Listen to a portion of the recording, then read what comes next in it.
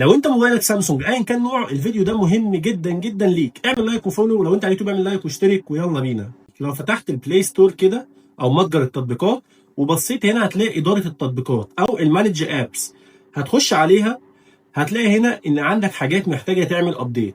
بس لو بصيت على التطبيقات دي اغلبها حاجات انت اللي منزلها، مش الحاجات الاساسيه بتاعه الموبايل.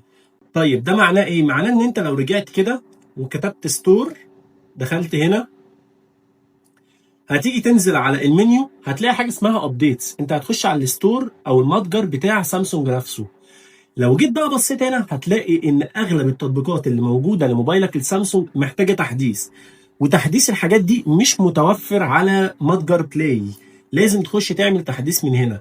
النقطه دي مهمه جدا. عندك هنا التطبيق بتاع تسجيل الصوت ده محتاج ابديت، مثلا عندك الريمايندر محتاج ابديت، التقويم اللي هي الكالندر محتاجه ابديت، البيكسي بي فيجن محتاجه ابديت، في كذا حاجه، سامسونج شوب، الانترنت براوزر، النوتس بتاعت الموبايل، الحاجات دي ولسه في حاجات اكتر. لازم كل فتره تخش على الستور بتاع سامسونج وتعمل ابديت للحاجات الاساسيه بتاعت الموبايل.